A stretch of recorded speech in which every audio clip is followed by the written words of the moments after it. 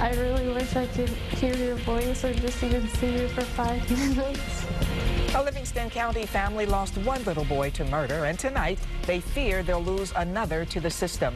You may remember the story of 4-year-old Dominick Calhoun, who was beaten to death almost 2 years ago. Well, just yesterday, his mom's boyfriend was convicted of murder. Meantime, Dominick's 10-year-old brother is in foster care, an all but forgotten victim of this crime. 7 Action News reporter Kim Russell shows you his grandparents' fight for custody. God, can't believe he's had 2 birthdays. It's just not fair, Kim. For almost 2 years, Julie Baker says she and her husband Martin have not been allowed to see their grandson Tyler.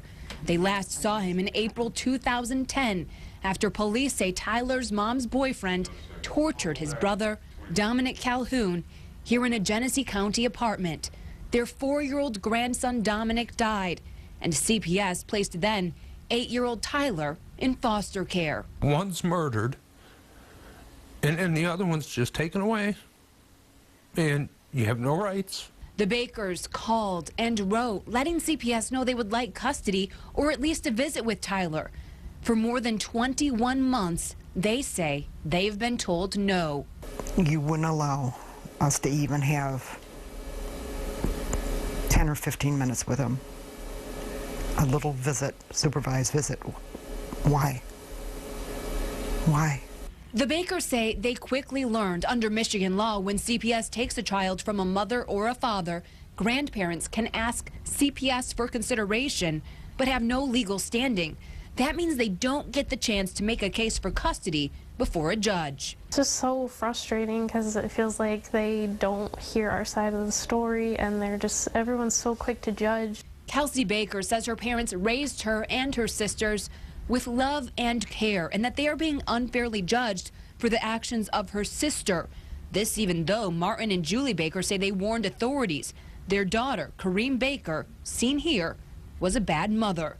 They filed for guardianship of their grandsons in 2008 when Kareem Baker abandoned the boys, they say, and started using drugs. We didn't do anything wrong.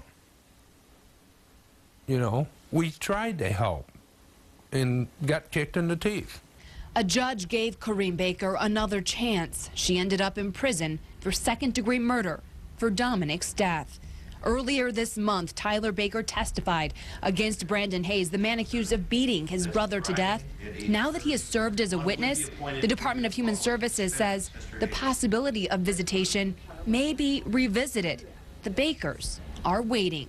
A few months ago, the Bakers got this letter in the mail notifying them that Tyler is up for adoption. They let the state know they are interested in adopting him. A social worker inspected their home and found it suitable, but warned that the fact Tyler has been with a foster family for almost 2 years will be taken into consideration, especially since that foster family wants to adopt him. My biggest fear is that he's struggling because he's feeling he's been abandoned. He's already lost his brother, lost his mom, you know, lost his dad. We're all the child has. I just hope that he knows that we are always constantly thinking about him. Kim Russell, 7 Action News. And the attorney for the Bakers says he expects to meet with the Department of Human Services to discuss Tyler's future. He thinks the law needs to be changed so that grandparents can get involved in the adoption process sooner.